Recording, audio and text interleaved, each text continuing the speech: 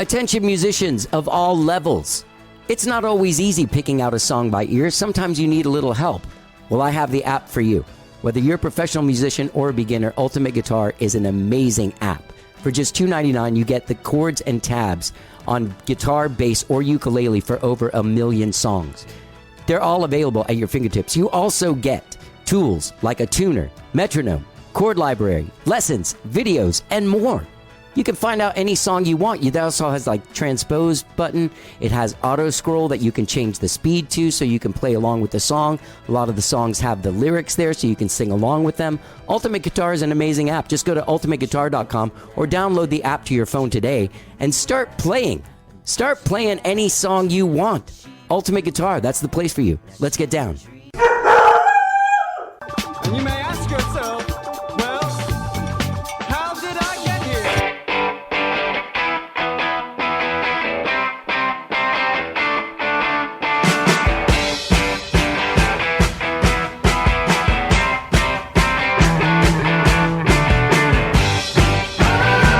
It's time for How Did I Get Here? And now here is your host,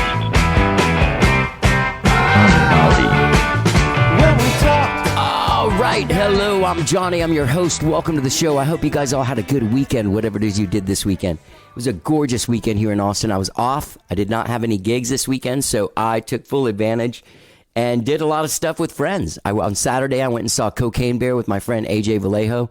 We had a blast. That movie is a blast to watch if that's something you're into. I've seen a lot of people going back and forth like, oh, I hate this movie. Oh, I love this movie.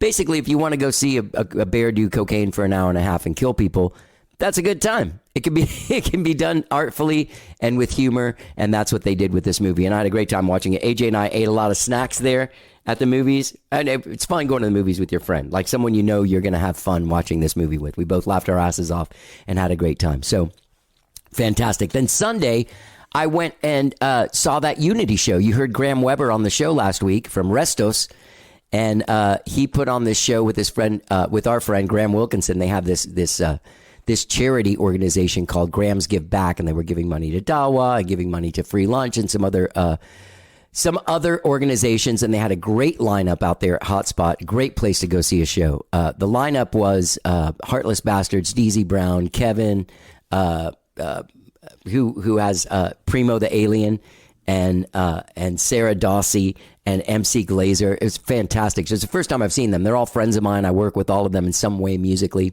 and it was great to see them play together. I love this band, Kevin. So KVN. If you want to go hear some great pop music, get out there and check this out. Check out Kevin, KVN, baby. They got a couple tunes out. Get out there and get involved with that. I also saw an amazing songwriter in the round with all these great songwriters, including Graham Wilkinson, Graham Weber, Gordy Quiz from Band of Heathens, Grace Rowland from The Deer, Jonathan Terrell. Fantastic lineup. Everyone just playing amazing fucking songs. Then there was a bonus. I ran into my friend Sean Raleigh, who I haven't seen in a few years. He moved out to Wimberley and is working in a studio out there owned by his dad. That's Greg Raleigh from Journey and Santana, the guy that originally sang Black Magic Woman and all this shit. And I got to meet him yesterday, so that was exciting. I didn't hit him up to be on the podcast. I didn't take a picture. I just wanted to be normal and meet my friend's dad and just shoot the shit. So it was really nice meeting Greg Raleigh. I was blown away. I told him I was blown away meeting him a couple times. Anyway, so it was a great weekend all around. I was supposed to go out with a lady this weekend, but after like a month of talking on the phone and exchanging messages and stuff, she ghosted me earlier this week. Not only did she ghost me, but she blocked me, which is weird. The last thing she wrote me was, hey, have fun with your family. This was last weekend. Hey, have fun with your family this weekend. I'm looking forward to seeing you next weekend. Kissy face emoji. Never heard from her again. Blocked from her phone. How do I know I was blocked from her phone? Well, because it was going straight to voicemail. And when I told my sister about it, my sister was like, give me your number. Let me see if it rings. And it did. So she blocked me. What a weird thing. I'm weirded out by people. Like, I haven't been dating because I'm weirded out by people. And that, like, you spend a month kind of talking to someone and you're getting ready to go on this date and meet for the first time. Who knows what's going to happen? And they just disappear for a whole week and they block you. Maybe she met someone. That's what I think. Maybe she met someone and was like, why am I, she lives in San Antonio. She's like, why am I doing this thing with long distance with this dude I can't see, who plays on weekends and I work on the week, work during the week. Whatever. It was a little weird, though, being blocked. And it hit my ego a little funny. It fucked up my Friday. That's what I'll say. It fucked up my Friday. Because I was just thinking, like, what did I do? Why would someone do that to somebody else? Anyway, whatever. I ended up having a great weekend. I ended up seeing Cocaine Bear with one of my best friends and going to see a shitload of my friends play and hanging out with a bunch of my friends. I hung out with so many people at that Unity show. There were so many cool people. I saw Chaka, who I haven't seen in forever, from Riders Against the Storm, and their new baby. It was great to see him and catch up a little bit. So many people. So much fun. Anyway, gang, let me get to the show today. I have a great big show for you guys today. A double header. That's right. I have two different guests on the show today. I will be talking to Mark Daly, singer-songwriter, a rock and roll dude from Cork, Ireland, who is currently on tour. He was on break from tour with Jeff Tate from Queensryche. He's opening for him. He actually did this tour last fall here in the U.S. and played here in Austin last fall and in San Antonio and stuff. We talk all about it. But he's coming back in September. He'll be back playing the U.S. Go find him at Mark Daly Official. He has a brand new EP out called Nothing to Lose. Fantastic record. I really, really, really love his voice. I love his songwriting. He's totally rock and roll. He's not metal like Queensryche or like you think Jeff Tate, like him opening for him. He's very raw, kind of like Bruce Springsteen crossed with like the Resentments. Or not the Resentments, God, what are they? What? The Resentments. What was the name of that band? They're like a cross between Bruce Springsteen and the Replacements. That's what I'll say. Yeah, fucking great band, by the way. Anyway, Mark Daly, we'll be talking to him. He's got this new EP out, Nothing to Lose. You can check it out and listen to it. But before we talk to Mark Daly, I talked to Austin singer-songwriter Justin Stewart, who's just released a brand new record that came out today. Today, it's called Call Me JT. All right? Call Me JT is now available online, wherever it is you find your music online. Vinyl and CDs are available at justinstewartmusic.com, which is his website, as well as at Waterloo Records here in Austin. We all go down there and hang out at Waterloo. You know, I've been going to those in-stores every week for the last couple of weeks. You can check his website for acoustic shows over South by Southwest, and the full band record release show will be taking place Sunday, April 23rd at 11 a.m. at Gift Hall on Justin Lane in Central Austin. As I said, go to justinstewartmusic.com for all of your Justin Stewart needs. So, before we talk to this great dude, Mark Daly, let's talk to this great dude, Justin Stewart. We have a great conversation about all kinds of stuff, making his record with my dear friend Michael Ramos, producing it. He's a city planner. He read me some poetry during the show, and we even get into the conversation of microsurgical vasectomy reversal. We actually hit on that. So before we talk to Mark Daly from Ireland, let's talk to Austin's Justin Stewart, whose brand new album, Call Me JT, just dropped today. Let's get down.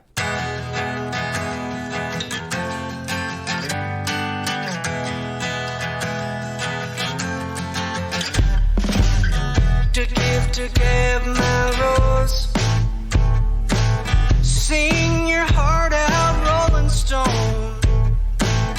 I do believe in the saints, but you ain't, not yet you ain't.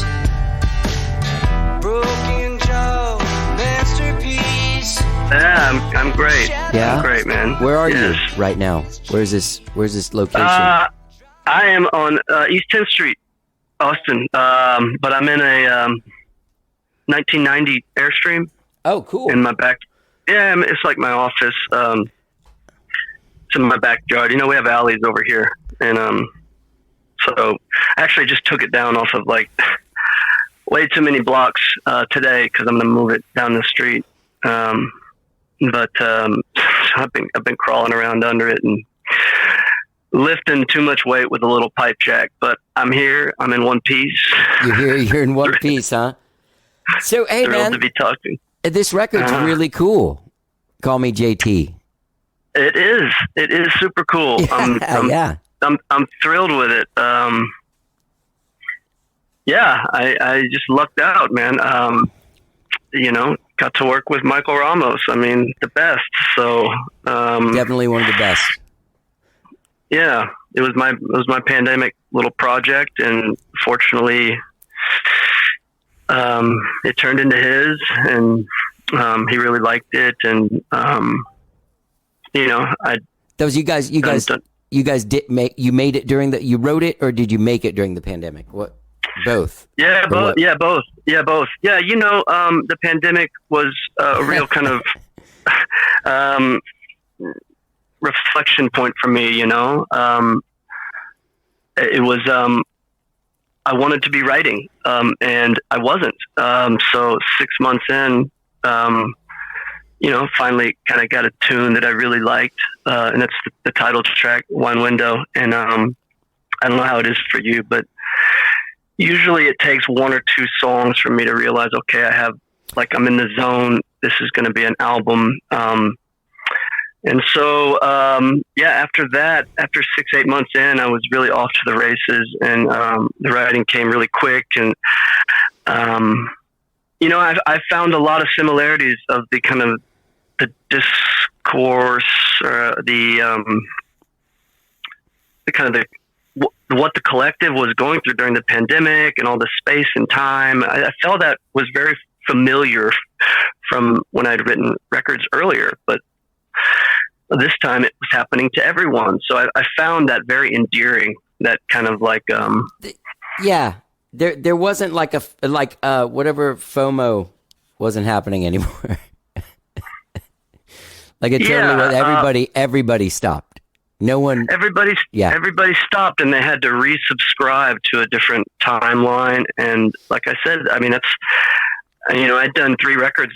This is my 4th record in 10 years, and the 3 records beforehand, it always felt like I was going into a warp zone where, you know, it was cool, but it felt like time was at a different speed, and yeah, I mean, pretty psychedelic, I guess. But so I found it endearing, and I found it as a challenge, and I found it as kind of a calling. You know, I didn't want to waste a good pandemic, so you only get one of these. Hopefully, you only get one of these. I don't know how often we'll get these, but I'm a big process guy, and I knew kind of how many tunes I needed to have before I could be confident that it was something that needed to be born. So, I'd met Michael probably 5 or 6 years earlier at a tribute for George Reef, the late George Reef. Yeah. And did I play that one? Was it the one at Emos? Yeah, you were up there. Everybody was up there except for me. I don't. Were you friends with George? Yeah. Yes, yeah. He. Well, should tell you. Yeah. So George, first, thank you for having me on. I'm thrilled. But George was the first, studio in Austin that I got into. Finishing school 10, 12 years ago, I wrote Kevin Russell, Shiny Ribs, and I said, hey, I got these songs. I'd love for you to produce this record. He said, yes, let's go to my friend George's house. And so then, became friends with George. And then the second record I did, so that was Flagship, my first record. And then the second record I did with George producing. And the third record I started with George, but he got very sick. And then I finished it with Stephen Bellins. Oh, yeah. And then Bellins. Yeah. So, man, I mean, I've really just worked with such incredible folks in this town. I mean, I love this town. But anyway, Stephen Bellins introduced me to Michael Ramos at the event. And, I knew that maybe someday I would call him. And sure enough, 5 years later, I said, hey, we'd had about a half a drink at the bar together, him and his wife, his beautiful wife. And said, hey, I got these songs. I'm really excited about them. I want to do them at Adrian Casada's studio.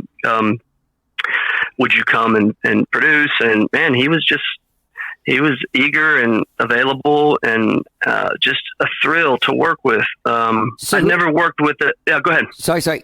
Who engineered? Adrian? No, it was Aaron Glimboski and Michael. Okay. Redbeard. Yeah. And I had worked with him at George Reeves' studio years before as well. So it was good to, I love working with him. I mean, he knows exactly when to light the Palo Santo and clear the air. And I mean, it's so, I mean, it's just when you have a great energy in the studio, it's just a thrill. Now, how I got into Adrian's studio is, I have another house on 10th Street, and I rent a room to Eric Burton of the Black Pumas. Yeah, good dude. Yeah, he's great. I mean, he's got houses around, but he keeps a room over there, and I mean, he spends more nights in Paris than he does on 10th Street. But anyway, I said, hey, can you get me into the studio? And so yeah, that's how I got into Adrian's, and that's in the neighborhood here. And this record has a real neighborhood feel to it, and I just wanted to be able to walk to the studio, and so we did it in 2 days over there, and then of course we did a lot of follow-up work out at Michael's place, Brown Recluse. Brown Recluse, baby. In West Austin. Beautiful. Oh, I mean, it was, you know how it is. You get to the end of a project and it's been so much fun, so much joy. Yeah, bro. It's hard to let it go, but man. I met Michael 40 years ago when I was a teenager. That's something. Yeah. Wow. Yeah, I was just talking to somebody about this the other day. I was at some event last year, or a year, 2 years, I don't know. Whenever people started going to events again, they started happening. And it was like David Grissom and I've known all these dudes since I was a kid. But it was like David Grissom and Ramos and Kevin Womack. And they said, yeah, man, when you're a kid like you, and I was like, a kid? Dude, I'm like fucking in my 50s already, man. What happened to you guys? You guys are fucking old. Like, I'm not a kid anymore by any means. So, dude, this is what I dug. Nowadays, whenever I get someone's music and I'm like try to figure out in my mind, especially like with you, and I appreciate it. Like, there wasn't like you didn't send me a bunch of shit telling me what you're doing. You sent me a record and you're like, hey, it comes out on March 7th. And here you go. And so, and I actually appreciate that. That gives me a chance to like, and plus it's not like some weird, although I'm very impressed with the people you work with. This is just like, you're like a first class dude. Well, thanks. Yeah. I'm nobody David, involved in your shit is a slouch. No, not at all. That's a testament, I guess, hopefully to the music, and, also to just working with good folks. Yeah, David Grissom is on the record. He plays the electric guitars. We got to go hang at his studio, and God, it rattled the bolts on the doors, man. It was so cool. And of course, yeah, Chris Searles has been on almost all my records. Oh shit! Damn, man, you're just like, what the hell, dude? Yeah, I mean, it's hard, it's hard to play with anybody else after you play with Chris. But it was my first time to meet Glenn Fukunaga on bass. Oh my God, this is just like, what is the lineup's just unbelievable.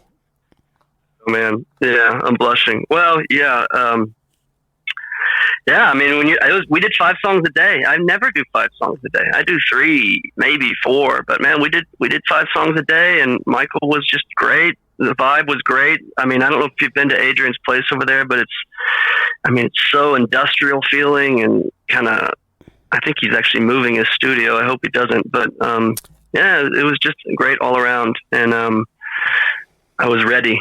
It's always good when you're ready to go into the studio. Yeah, man. It sounds like it. What I was going to say is that I try and categorize in my mind what is this? Like, if I had to do an elevator pitch to somebody real quick, like, hey, this is Justin Stewart. Mm-hmm. And I would categorize you as like a power pop songwriter in like the world of like, did you ever get into guys like Michael Penn? No. Like the way no, never heard of him. Sounds like he sucks. I'm gonna write it down. Oh, you know, he's it's funny. He's Sean Penn's brother, which has nothing to do with his music. Zero. Except that he's super badass, like Sean Penn is a super badass actor.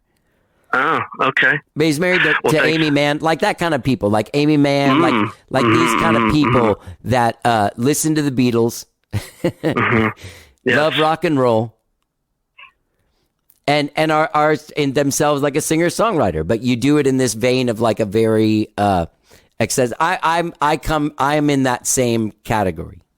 Yeah, well, that's a compliment. In my mind. Yeah, I can see that. Yeah, I mean, singer songwriter sounds like, again, a little industrious for me, like you're making chairs or something. And so I'm glad that's not what you initially described me as, but I know that's kind of common nomenclature for people who write songs. But yeah, I'm trying to like you, just write things that we don't know we need, find new art, trying to be available to things that happen around me so that I can comment on them and evolve them, tumble them. I do a lot of like tension of opposites in my writing. So, kind of going back and forth from, the light and the dark. And, hopefully you get the raft or you get the boat to shore and you can call it a song, or you get the fish in the boat is a good analogy. Yeah. So yeah. And, a little about me is, when Kevin Russell said he would work with me 10, 12 years ago, I knew I was going to do 3 records. I was going to come out. Fortunately I had a job. I'm an urban planner as well. So I was, that's pretty cool. By the job way. Where I could fund some of the records. At the time I wasn't thrilled with my work, but I was thrilled with evolving as an artist and trying to figure out, how to do it. And, so I was listening to This American Life one day, Ira Glass, related to Philip Glass, which is very bizarre. And Ira Glass says, you're new to making art, just make a lot of it. Make a lot of it. Make a lot of it. And it really stuck with me and resonated with me. So when Kevin Russell was on board for the first record, I knew I was going to make 3 records. I had a vision, so to speak. And I knew that would kind of set some sort of trajectory, some sort of triangulation. I could make some measurement off of it. Maybe that's more of the scientist in me. And so, yeah, I guess I'm kind of trying to figure out what that spiral or that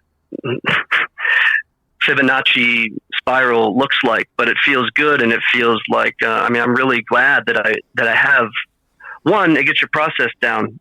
2, it gets you, how to move through, get it to production. 3, you learn how to work with people in the creative sense, which I had, of course, written and played with many people over the years, but the studio is a whole different deal.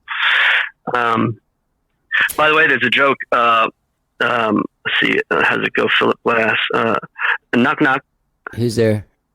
Philip Glass. Philip Glass who? Knock, knock. Who's there? Philip Glass.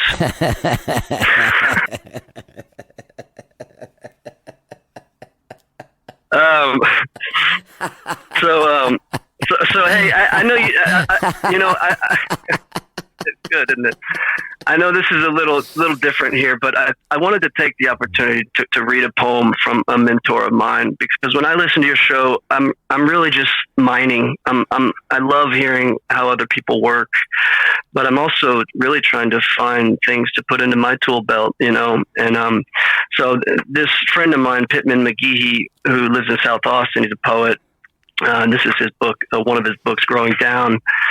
I've been thinking about him a lot because right now he's an old man and he's starting to, I guess he's starting to die, but, so this is a song called, this is a poem. And by the way, in my last record, we wrote a song together, called The Knot of Knowing. On Renaissance?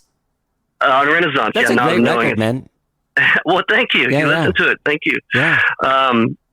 And so he really helped me in my writing to, I tell you that I use the tension of opposites a lot, and that kind of brings into play paradox, and he really kind of allowed me to develop that working with him and getting to know him over the years. So this is a poem called Paradox, and he starts it off with a couple quotes. He says, "If it's not paradoxical, it's not true," and that was a quote by Sunryu Suzuki, a Zen Buddhist. And then the next quote is, "A paradox is the truth standing on its head in order to be seen?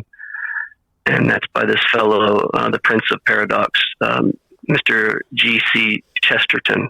And the poem goes, the ego is an either-or organ.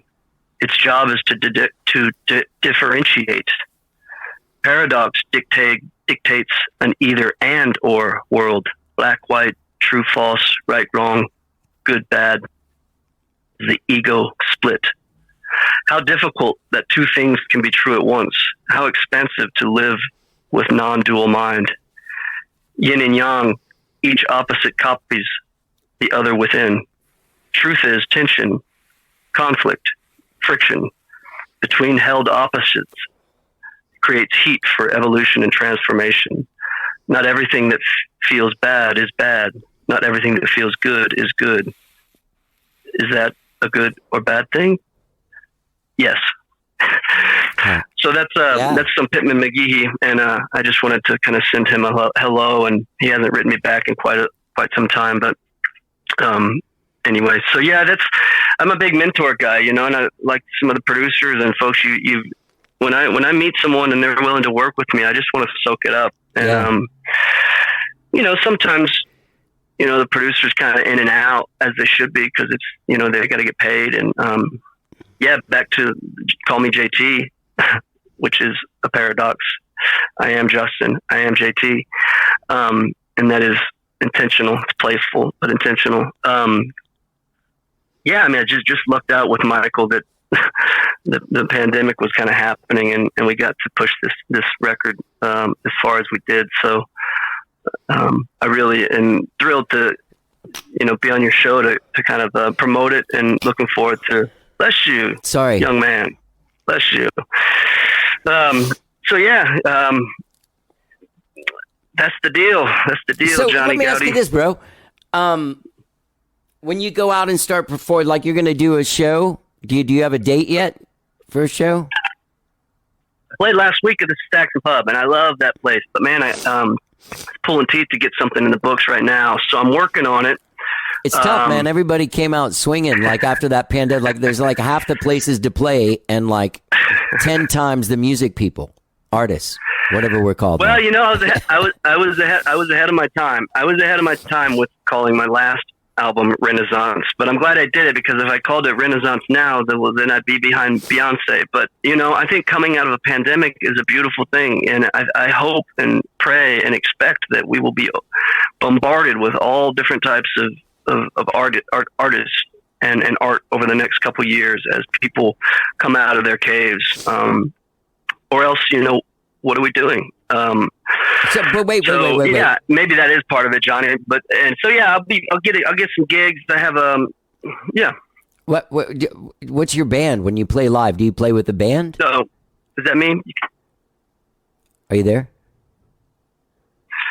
I'm here. Yeah, you kind of cut out for a second, but I think your question was, what is my band? Yeah. And, do you play with the band live? Chris Searles is 9 times out of 10 my drummer, but he's gonna be doing a lot of traveling this summer. So also living in the house with Eric Burton is Joshua Blue, fantastic drummer for Charlie Robinson, or Bruce Robinson. I'm sorry. And then also living over there is a great bass player, Charlie Crockett's old bass player, Colin Colby, and so they've backed me up from time to time. And but it depends on the show. I'd love to. I know Glenn would be willing to play some shows, but So and then if I bring in some extra guitar, Wayne Sutton. Oh you gotta love it. Good friend of mine. Yeah, good friend of mine. And he's a teacher. I mean, I've sat with him for years at this point, and he told me he would love to play. Everybody, his thing. If you get Chris Searles on drums, everybody wants to be on stage with him. That's true. Yeah. So it's an easy sell, but I have I'm not new to this, so I'm keeping a deep bench, and I'll play solo. I'll play full band, whatever it takes. Yeah. But I have a 5-week-old baby. Yeah, congratulations, by the way. I Hallelujah. saw that on the Thank you. Instagram, and you wrote that too. But yeah, so Thank you got 2 kids? Yeah, I got 2 kids. Does everybody Yeah, like life's your good. does your wife like your music, or I don't know if it's a wife or if it's like a partner or something. Yes, it's a wife. Yeah, Okay. she's an artist. Tasha likes my music, and my little 5-year-old likes it, and we sit at the piano together. That's and cool. yeah, so what about you, John? Are you gonna have some children one of these days? Or What's that? I'm 54. What am I gonna have? Like some weird? Hey. No, I know. But then I'd be like one of those dads. It's like that, at the like elementary school, like with a walker or something. Yeah, I don't know, dude. I have a dog. She's great. She keeps me. Yeah, she keeps me on my Rosie. I hear a toes. lot of Rosie. Yeah. Yeah. Yeah. I don't know Well, where she went. Just very boycotting her. personal, but this was our last child. My good buddy is under the chopping block today for a vasectomy, and I was supposed to go with him. We were going to be commiserate together. Tell me mine that is- you yeah, didn't do it because it's because of this podcast. Please. No, please. I tried. It was going to be just after this podcast, I was like, this will be great, Dude, we could have but done now the podcast like in the office or something, like as you're going in. I would love it. Slightly It distracted. just it wasn't in the cards. I tried. Dude, one of my best friends, this dude from my very first band that I've known since I was like 12. This dude, like, married a lady, and she was like, "Hey, man, no children." And he got a vasectomy. And then he married another lady after they got divorced who was like, "Hey, man, the one thing is I gotta have kids." So he had the microsurgical vasectomy reversal this surgery. Yes, there is a wonderful song written by a group called the Boxcar Preachers, and the title is just that. I don't think I could get it right, but you said it. Micro reversal. It's microversical. Wait, shit. If I wouldn't have said anything, you could have spit it out. That's the chorus, by the way, and it's a mouthful. Ironically, the gentleman who's getting a vasectomy right now, my best friend Bill, is in that band. I mean, you can't write this shit, Johnny. This is good stuff. So you guys you and your wife made a Boxcar decision. Preachers. You're like these two, and that's it. Yeah, I mean, children are they're energy producing, man. My writing is good. I mean, it just gives you another opportunity to kind of like simplify your work, and so I've really kind of appreciated having children around. As an artist and a writer, I always thought, oh no, I might lose my autonomy, my time, my creative, yada yada. But it's been the reverse of that. So it's definitely energy producing. I love it. Well, good. Man, I got this this great book, Leo Tolstoy, called "What Is Art," and I picked it up 25 years ago. The book's 100 years old. Yeah. But one of his theses throughout the book, which have been helpful over the last couple years, is make it to be art, to be good art. Make it simple, make it clear. It has to be sincere, and it has to be unique. And I find myself running my stuff through kind of those lenses, intentionally or unintentionally. Right. And so, I just feel like that's we're cutting out. That's all right. You there? Yeah. So I picked it up 20 years ago in Vermont at a 5 and dime store when I was hiking the Appalachian Trail, and I wasn't ready to read it 20 years ago, but it's one of those books I carried around with me, and saw it on a bookshelf a couple years ago and started flipping through it, and it's been helpful. Yeah. Well, good, man. I'll check it out. Mm-hmm. Tolstoy, can't go wrong with that guy. Yeah. Yeah. And while this may be my last book push here, but this woman Elizabeth Gilbert, talking about the collective consciousness, which is the fact that we are all connected much more than we know we're connected. Yeah. She's got this book called Big Magic that David Grissom recommended to me, actually. So I'd actually already written the record by the time I got into this stuff, but I loved it. And I recommend reading Big Magic first and then reading her fiction piece, which is the signature of all things, which is also basically about the collective consciousness. And, to not sound too heady, let me give the listener an example of that. 15 years ago, Beck calls Pharrell Williams and he says, Pharrell, I want to do some writing together. And Pharrell Williams says, Beck, great to hear from you. Well, sure, man, come on over to the studio. And he comes to the studio and Beck says, I just have this idea that I want to write a song. I want it to be very simple and I want it to be just about being happy.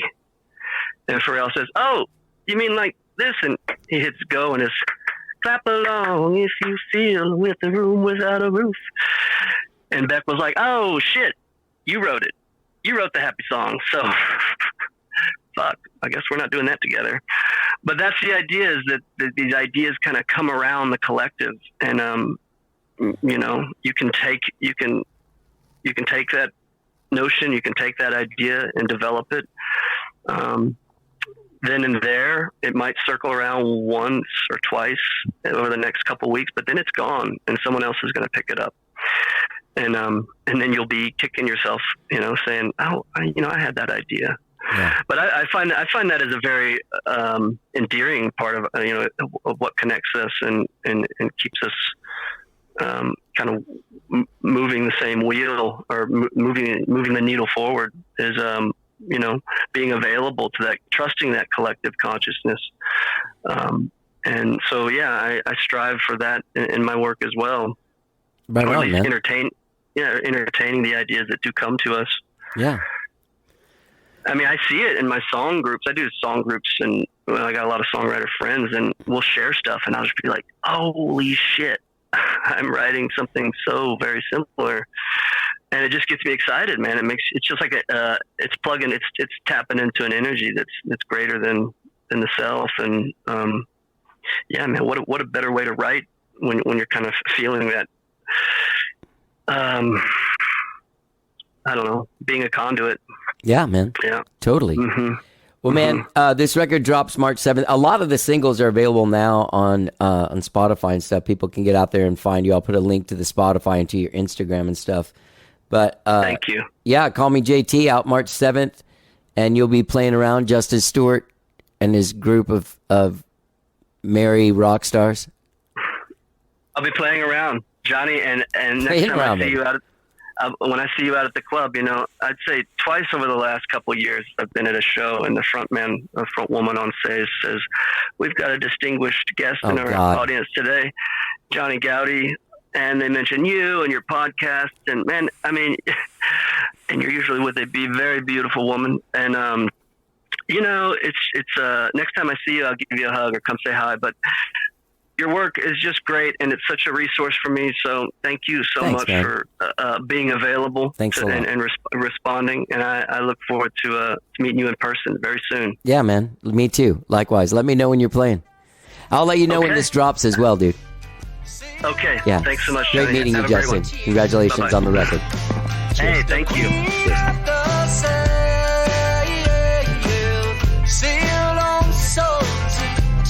That was Justin Stewart, gang. Justin Stewart. His new album, Call Me JT, available today wherever it is you stream and download music. Vinyl and CDs are available at justinstewartmusic.com or at Waterloo Records here in Austin. I want to thank Justin for doing the show. Great talking to him. Thanks for reaching out, buddy. It was great talking to you. Check out his release show on April 23rd at 11 a.m. at Gift Hall. Go to justinstewartmusic.com for all of your Justin Stewart needs. All right, gang. Next up, I talked to Cork, Ireland's own singer-songwriter, Mark Daly. He's got a brand new EP out called Nothing to Lose, and he's been on tour with Jeff Tate from Queensryche for quite a while now. Like, gang, if you don't know who Queensryche is, I'm not a metal guy, and I've kind of like dabbled in it, but I was in a band called Panjandrum in the late 80s and early 90s in Houston, and our drummer, David Lentz, was super into Queensryche's album Operation Mindcrime. And I know it came out with like a video, like they did a video for every song and like this kind of like movie that went along with the record. And I remember borrowing that VHS tape from him and watching it. So anyway, that's my experience with Queensryche. I only really know that album and then that song Silent Lucidity, which was some huge hit at some point. But anyway, Mark Daly has written songs with Jeff Tate, and as I said, he lives in Cork, Ireland, and his band is it's Mark Daly and the Ravens. Fantastic fucking band. They played the Monsters of Rock cruise with Alice Cooper, Buck Cherry, and so many more. And man, he's a great songwriter. And he wrote this song that ended up being the #1 Scottish new music charts with this autism awareness charity solo, which he wrote for his son, inspired by his son. It's called Your World. It's a beautiful song. As I said, go to markdalyofficial.com to find out all you need to know about Mark Daly. And I did tell you, he was here touring back in the fall, but he will be back this coming fall. He'll be back in September in the U.S., September of 2023, okay? So without further ado, let's talk to this fantastic songwriter, musician, and artist, Mark Daly. Let's get down.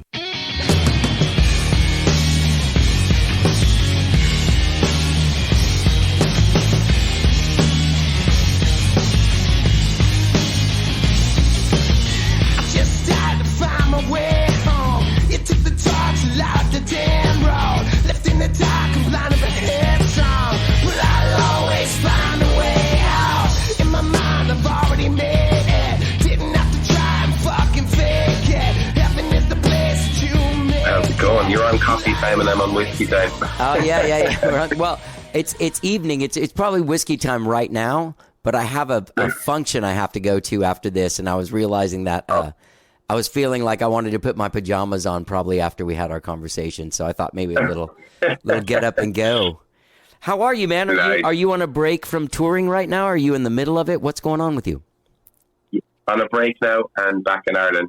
Okay. So I'm on a break until the 18th of March. Okay. Where is Cork located? It's the Republic of Ireland. We're down at the bottom there: Cork, Kerry, Waterford, Limerick. Okay. That's an area down there. I know Limerick. Very close to Limerick, like an hour from Limerick. All right. Yeah. Man, fantastic. You've been on the road. You were actually here in Austin recently, right? Yeah. Yeah. Yes, we had a great time. Texas was my favorite of the whole tour, actually. Was it? Loved it. Yeah, I loved it. And you were on tour with Jeff Tate from Queensryche? That's right. That's interesting. That's right. Because you're, I don't know what he does solo. Did you guys play like at Sam's Burger Joint? Because I play there too, and I remember seeing like a poster, an ad for it or something. Oh, yeah. Where were we in Austin? I can't remember the name of it. San Antonio? San Antonio were there as well. We're at the,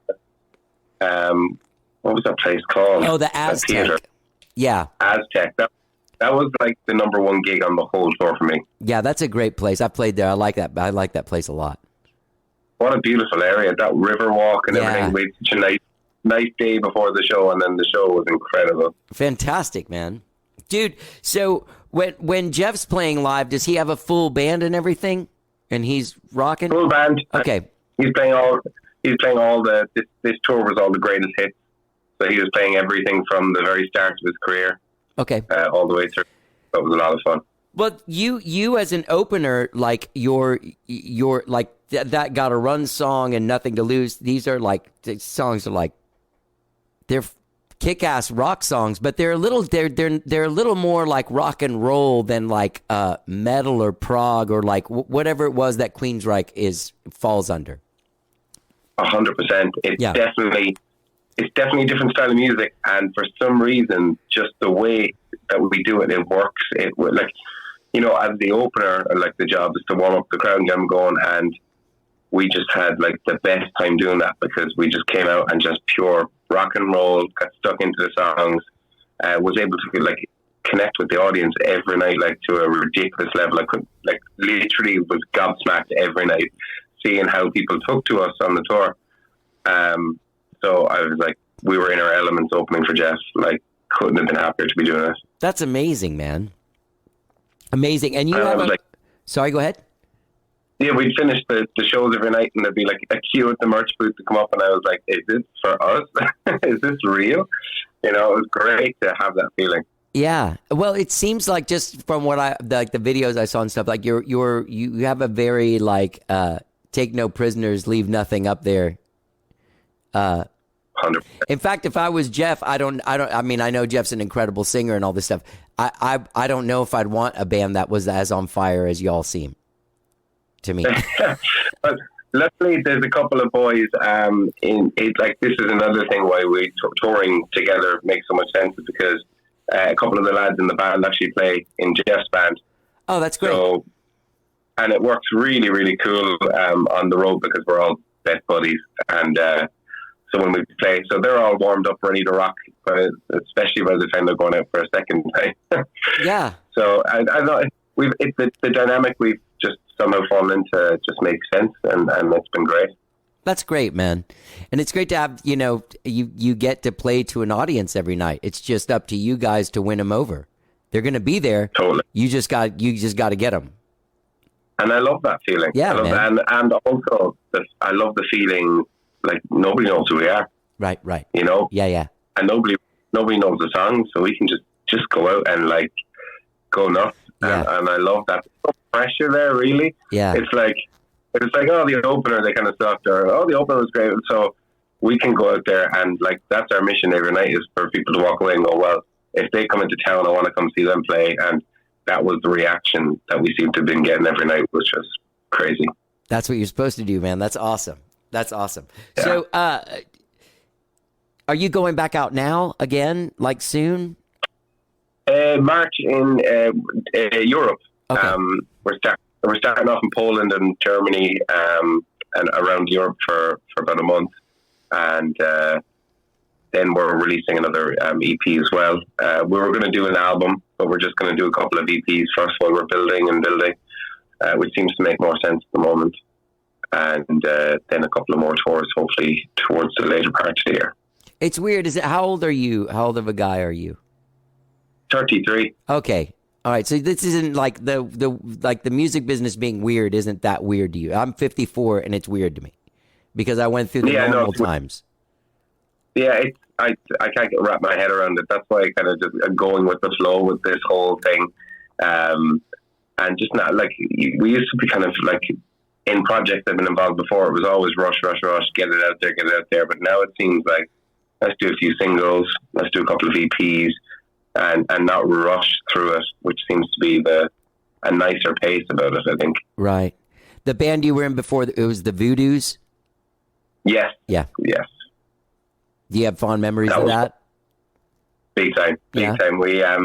We did some, that's how the Jeff connection happened, because we were touring with Queensryche about a decade ago now. Wow. And we went out with Candlebox and we did some touring, and like we did a couple of big cruises like Shipwrecked and stuff. So that's how I kind of got my foot in the door in America, built some contacts and started doing some songwriting work out there. And then when I did my solo project, I was like, this is where I want to go, America. Yeah, I was going to say that, like, you are totally rock and roll, but you are also like a phenomenal fucking songwriter. No, thank you very much. Yeah, like really great. That the song Your World, which is just kind of like a little outside of what you are normally doing, like even that, just like the craft of it is fucking phenomenal. Thank you so much. Yeah, thank man. you. Tell me a little bit about that song. That was a charity solo single that you put out, and it was number one in the Scottish new music charts, and you put it out for autism awareness. I did, because I wrote the song literally right after my son was diagnosed with autism, and he was 2. My wife was at work, and I sat home and wrote the song. You know, like I always say, that song kind of just fell out of me, if you know what I mean. Like I wasn't thinking, I wasn't sitting down trying to like, what's the next line or what would sound good here. Right. It just poured out. Right. And then when she came home from work, I was like, can I play you a song? And very personal, and played the song, and then she was like, obviously bawling her eyes out, crying like, and she was like, yeah. I was like, I could never release this, it's too personal. And then she was like, that's the exact reason why you should. Yeah. And the Brothers of Charity were dealing with with Noah through his diagnosis, and we decided to do the launch site for them, and we did some proceeds from that single to them as well, which got like iPads and bits and pieces for the place down in Cork that he went to. Oh, okay. So I thought that was really cool and a really personal song. And I think after I released that, I was anything after that, I was just more comfortable speaking about like lyrics, you know, Like a lot of songwriters like to put some riddles in there so they're not too exposed. Yeah. And it's like you broke your cherry, and now you're just a slut for it. So. And this whole new record, I'm like, oh shit, maybe I should like pull back on the honesty. Yeah. No, don't, man. That's the shit. Like that's the thing. Like that's that thing. I saw that you're influenced by Blue October, and I've been friends with Justin for a long time. He's a great guy. But I love following him online, and I think when I got into Blue October very late, like I'm talking maybe 5 years ago, and I know they've been around a long time. Right. And I was just floored by his songwriting, and his brutal honesty. Like some of the songs, it's like, oh my god, he just didn't care about being 100% open. And I've used him as an example as to why I was able to go there. And Your World being a really good example of that. I was like, if he can do it and be that honest and it connect to me and make me feel like that, then why am I holding back? Yeah. Where did you hear them first over there? Like on a playlist or something? Or I remember when Hate Me came out, so I did hear them then. And I remember hearing that song and loving that song because it was on like Kerrang TV, which is like a music video station that we got in Ireland, but it was on in the UK. But we did get it in Ireland, so I remember seeing that video and being like, oh my god, love that song. And then just didn't hear from them for ages. And then we were touring in the US, opening for Queensryche, and it was like they were in every venue that we did. They were in, like, there was in every dressing room, every venue, and I was like, oh my god, Blue October. Just one of those things I was like, I'm going to give them more of a listen. And then did that, and I was like, oh my god, I love this so much. Like, just love it. Yeah. Well, I know they've been going over there and touring some over the last decade or something. I just saw they announced a Dublin gig here in Ireland, so which I'm sure that I don't even know if they've ever been to Ireland, so I couldn't believe it. And as we speak, I'm not going to be touring at that time, so I'm going to try and get up to that show in Dublin. Yeah, that'd be great to meet your heroes. Well, it's amazing that it's just I really connected with your music and just sort of like the ability to put social awareness into some badass jams is like, like that's the real shit right there. And being able to speak truth like that, and being able to be vulnerable like that as an artist is really where it's at. Unless you're David Bowie and you don't have to inject your personal shit into everything. Exactly. So are you born and raised in Cork? Is that your? Yes. Yeah. Yep. Born and raised in Cork, and 100% Irish. I actually got one of those, those family traits and things. Yeah. So, like, I can't wait to find out, like, way back where all my ancestors come from. And my wife got it for me for Father's Day as a little gift, and then I did it, and I thought, oh, it'll be so cool. I just came back 100% Irish. I was like, but that's pretty badass, right? Like, it was cool. It's good to know. Yeah. But I was like, surely there's some, like, cool, like, Viking-y thing. And no. Nothing. What did your parents do? What was their? My mum and dad worked in a health company actually called Forever Living Products. So they when I was growing up, they were selling health products. They were selling health products. Health products, yeah. Okay, yeah. Like they had health stores. Yeah. And a US company called Forever Living Products. They worked for them. Which was funny because they were out partying, having a great time. but still flew the flag for health. Yeah. How did music get to you? Like, do you remember your first time when you really connected with some piece of music and what it was? Yeah, I think it goes back to Pink Floyd for being in my dad's car. Oh yeah. And like if he picked me up from school and he'd just have full blast, like Zeppelin, Pink Floyd, ELO, stuff like that would just be like blaring in the car, and I was like, yes. Yeah. Classic rock. And I was the only one at age listening to it because we obviously aren't exposed to that kind of music in Ireland. So I remember being like to all my friends, like, this is what we got to listen to, And then eventually, like when I became a teenager, when bands like Papa Roach and like Slipknot and all these bands came out, everyone kind of got into that. Like, we were starting to get exposed just from TV, having music channels for the first time and stuff. Yeah. I know it sounds like Stone Age now, but Ireland was like late to everything, Like 20 years after America? Wow. You kind of, we look at it, I was like, when I see things over there, I'm like, hey, I should bring that back to Ireland in 20 years. It's going to be possible. But but I was like listening to the older rock stuff from really young, and it just blew my mind. I remember especially like Dark Side of the Moon records, like all the great records that I got to hear at that age, kind of molded into my brain. Like that's the music I love straight away. Does it make you sad that right now we live in a world where the record itself as an art form, like a Dark Side of the Moon, isn't like you just said, like, I'm putting out 2 EPs because that's what you got to do now. It's kind of the thing. Do you regret not being able to make one giant piece of work that big time people will smoke weed to for decades? Totally. like plan was to have this release, and the album was going to be called we're still going to go ahead with it, just slower, but it's called Peace in the Panic. Yeah. And the last track on the record is actually a total, like, because of my love for Pink Floyd at that age, and I wrote that song, and it's exactly like get stoned and trip out on like on this tune, it's like one of those tracks, and I was really, really proud of it, and obviously wanted to go like full record, get it on vinyl. Do the whole thing.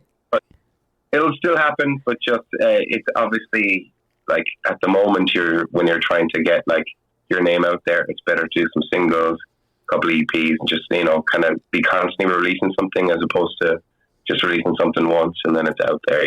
Yeah. Which is unfortunate because I'd love to just bang up the record and go do a touring. Well, your music sounds like it calls for that, because it's I wouldn't say like you're a retro artist, but you're rooted somewhere. I'm a musician as well, singer songwriter as well, and I'm rooted somewhere. Like I come from, Cheap Trick or T-Rex. You know what I mean? Like some child of those people. Yes, I kind of feel like I'm a little bit like a lot of the bands in my age would maybe not listen to so much of the classic rock. So I know I definitely have I obviously love modern music as well, but I'm kind of torn in between the two, which has been always kind of difficult to find.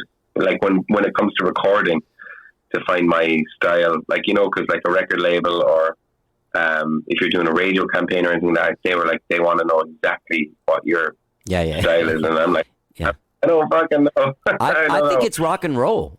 Like it's actually rock and roll. Like when I heard it, I was like, oh, rock and roll. There's a guy out there playing rock and roll with a band, saying fucking shit in his songs. Like it's fucking rock and roll. Yeah, got a great voice too, man. Thank you very much. I'm glad you think that. That's what I was going for, and I was hoping it would come out that way.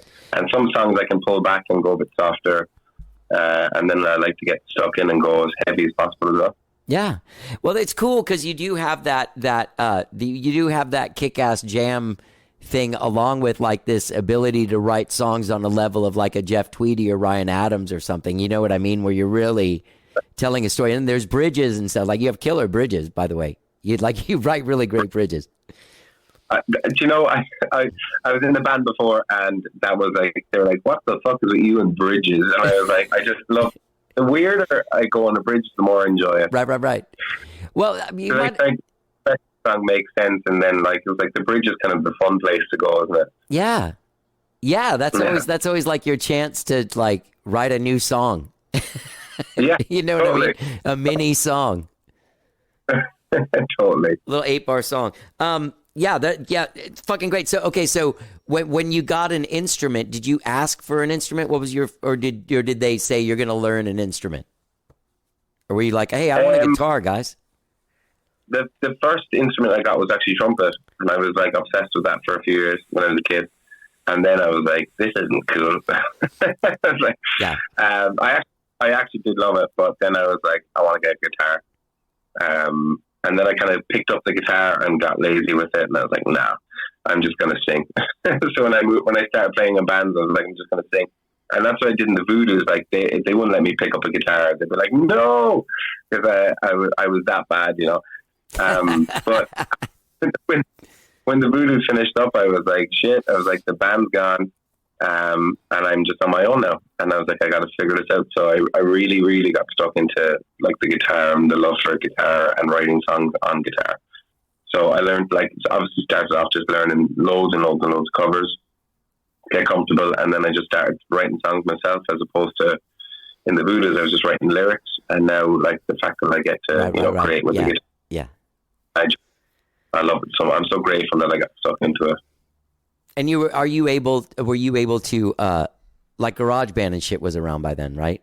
So you were able to like start recording, and like you didn't have to do like a 4-track cassette or something. You could fully realize your songs yourself before. Yeah. That's always an exciting and liberating. I had all that I got all that equipment and stuff, and then I still found myself just doing voice notes, you know, and then wanting to like create it in the studio as opposed to like making a full demo, right? Because I have such a bad ear for production.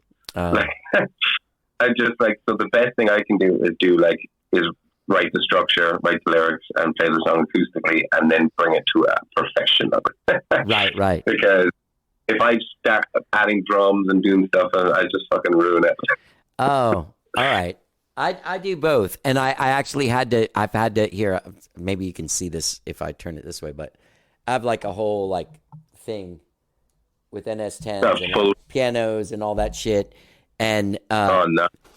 And I had to get to where I would just write on a single instrument, because I kind of grew up writing and recording at the same time, because I had a 4-track cassette pretty early on.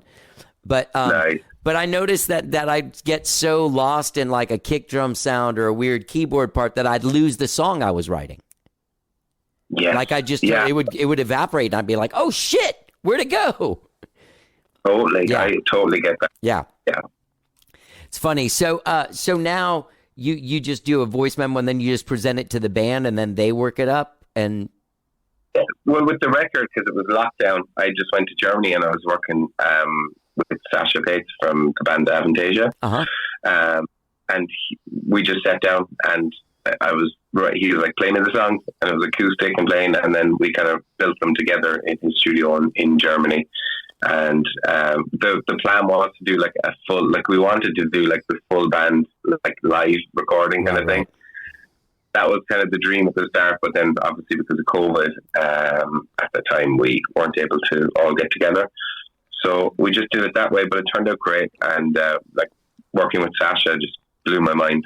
Just an incredible producer, and just got inside my head and was able to figure out exactly, like telepathically, he knew exactly what sound I wanted to go for and what I wanted to do, which was great. Have you gone away before? Like, did you take your family with you, or did you just go and like that was it? You woke up every day and worked till you went to sleep?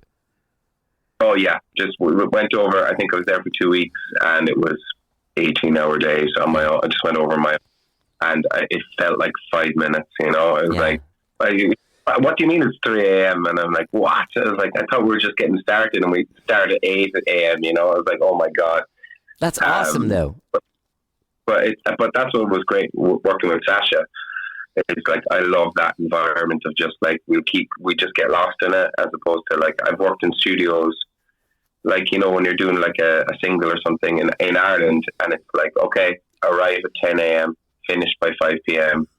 And like strict time and strict like you know routine of the recording, and I was like, I need that. Like if something comes to me at like midnight or 1 a.m., we can just go in and do it.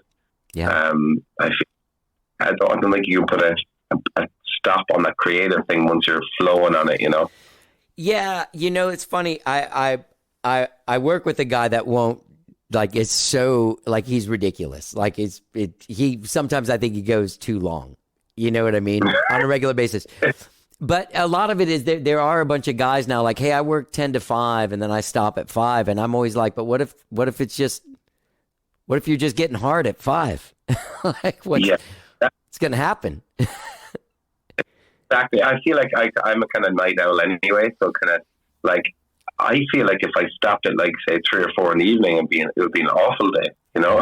Yeah. Like I'm best he is at that stage, and then I feel like I come to life in the evenings and then into the night, and I just love that. I mean, like 3, 4 a.m., 5 a.m., no problem. Yeah, that's good, man. That's what it's all about. So are you at your house right now? Yeah. Is that like I just moved? You just moved where? Just moved house because I was living in a little Irish cottage for the last like 7 years. We had this little cottage, and we've actually moved into a real person's house. Oh wow! Like, I have to like stoop down when I'm going in through doorways and stuff like that, which is because I'm 6'2", so living in an old Irish cottage, it wasn't great for the back, you know, dipping down to get, get indoors. But no, the beautiful thing is, like, because I was in that house, I kind of built like a little bedroom studio, but it was just impossible to get that time, you know, to like work on demos and stuff with the house being so small and the kids run around the place. So this place we just moved into, I have a studio and nobody else is allowed in. I can lock the door, and it's like amazing. I can set up the equipment and not worry about it being like smashed up. That's awesome. So it's great. So delighted. So yeah, living in Cork. Yeah, living in Cork, man. So people can find you at Mark Daly Official. Do you have any plans to come back to the U.S. anytime soon? Yes, I don't think it's announced the dates or where it is and stuff, but it'll be September back in the U.S. Great, man. Hold on, I can't wait. Are you coming? Do you know if you're coming back to Austin? I really hope so. I'm not sure on the date. We were just told that we're to keep that kind of month free for the touring, but I really hope so because it's just ridiculous fun. Yeah, I will. I'll reach out to you on social media. I'd love to meet you in person and come see the show if I'm able to. That would be amazing. Yeah, man. Amazing. Yeah, I was really blown away. You're a great songwriter. You're fucking got an amazing voice and just such you're a kick-ass fucking rock and roll dude. I'm so glad there's new people coming up, like bringing the rock. Thank you. Yeah, man. I think there's a few seem to be popping up right now. A lot of cool little bands coming from the US as well, and hopefully there's a nice revival. There's always great rock bands there, but I'm saying it'd be great if it really. Yeah. Yeah, hopefully. What's interesting, like, I mean, I we'll finish in just a second, but like, I don't know where it strikes you, but like, to sort of see the diminishment of rock and roll, like in this way where you're like, I mean, I grew up, I'm 54, so like, I grew up in like, you know, Pink Floyd was still making records and Led Zeppelin was still making records when I was a kid, and you just kind of think like there's no end to this. You know what I mean? And then I'm making records in the 90s and early 2000s. Then all of a sudden you look around and I watched the Grammys the other day. They don't even televise the best rock album anymore. It's unbelievable. And I mean, you can't complain because, you know, at one point, like when I was all stoked watching the new rock bands getting Grammys, I'm sure there were people that are like, they don't even televise the fucking jazz category anymore. You know what I mean? Yeah, that's so true. Actually, I never thought about it that way. Yeah, it's just moving forward. But I like rock and roll. I like guitars. I like drums and dudes that scream. I do feel like I was born at the wrong time because I would love nothing more to be throwing some like 3-minute solos into songs and rocking out even more. But producers just won't allow that. They're like, if you want to have any success at all, you got to cut it back. There's no more guitar solos, man. Well, Mark, this has been great talking to you, and I'm glad we were able to do this and catch up. And I'm a huge fan, and I hope we get to meet sometime. And I look forward to when's the next EP coming out? Do you know? I think with the tour next month, I suppose we get moving with that. All right, people can find you at markdalyofficial.com. Dude, it's been great talking to you. Thanks so much, Taylor. Yeah, I'll reach out to you on social media and we can stay in touch. Awesome. Great meeting you, man. Thanks, bro. Awesome. Bye. Thanks, Johnny.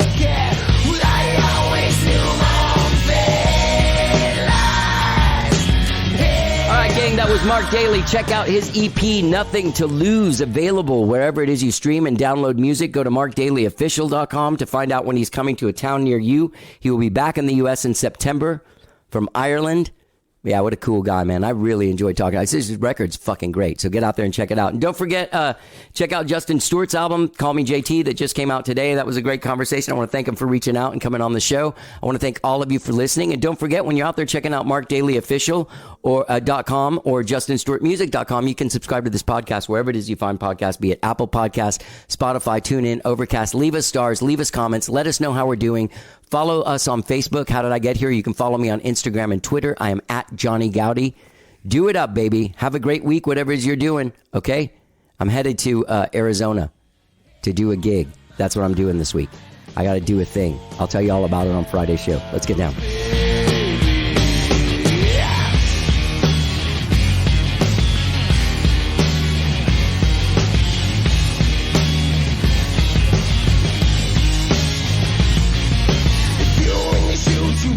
There's nothing in this world can stop me breaking through every wall with a hesitation. These moves keep my heart racing. When I die, I won't have any hatred. Turned up my control and I gave it the fate. And heaven is the place to make it. Well, I always do the greatness lies in my own hands,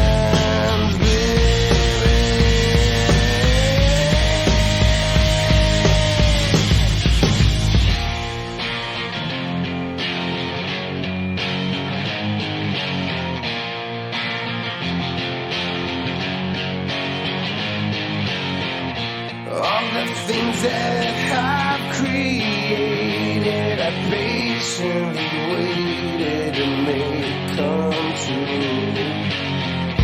I have